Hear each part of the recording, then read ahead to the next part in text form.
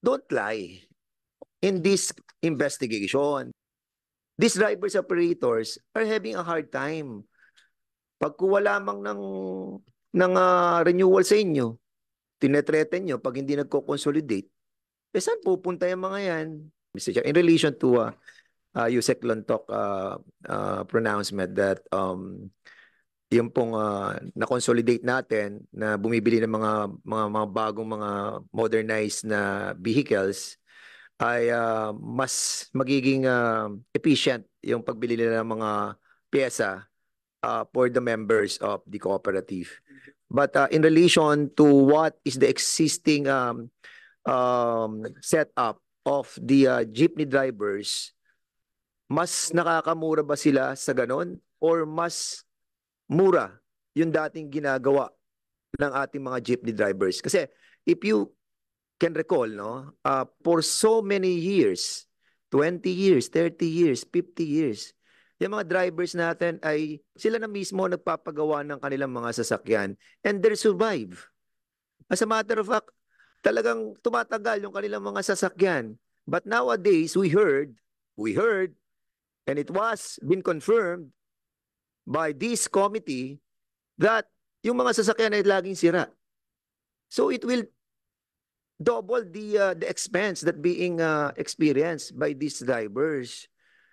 Kung sinasabi natin nakakamura tayo ng pagbili ng mga pyesa because we are consolidated and we can have a much room for bargaining for those prices, is it right to assume that why these people are complaining so much?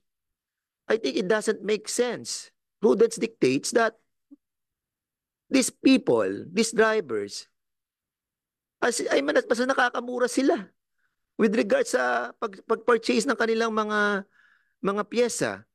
And in that sense, Mr. Chairman, I would like to ask yung mga drivers natin, mga operators natin, comparing to the existing value of trying to maintain your vehicles, saan tayo mas nakakamura?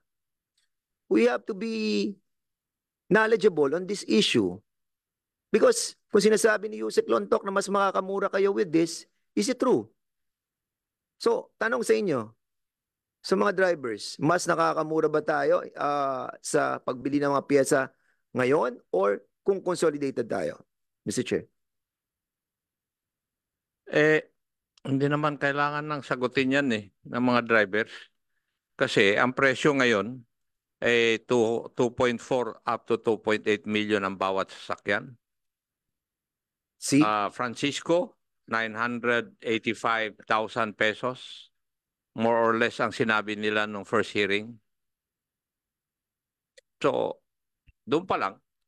That's the reason why, Mr. Chairman, I was aghast with the answer of Yusek Lontok that consolidating one group, it will make us more cheaper to buy the maintenance of the equipments.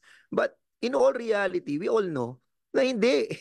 Mas lalo nahihirapan yung ating mga drivers. So, I think, don't lie in this investigation because we all know the real story because we are going into the grassroots and finding the problems.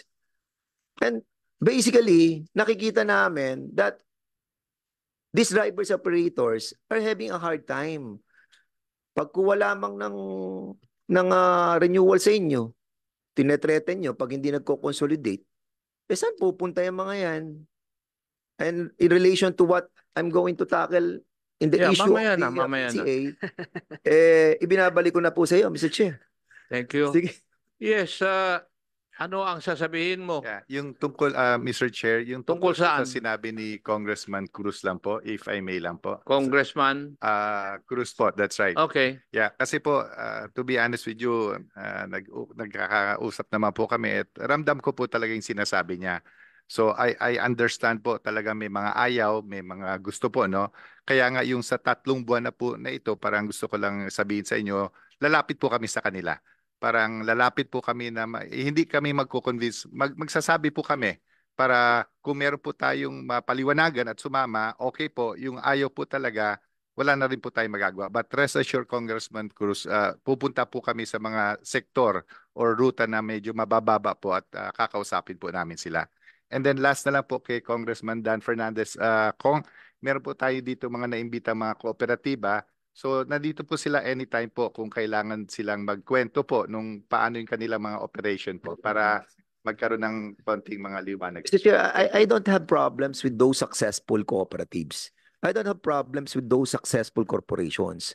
But what we're talking about right now are those cooperatives who are new. Bago sila. We need guidance as well for them. Di ba? Kasi, sige, I Mr. Chair. think you have emphasized your point. Your I- time will come. I Huwag nyo na agree with kasing sabihin na meron kayong cooperative na kwan.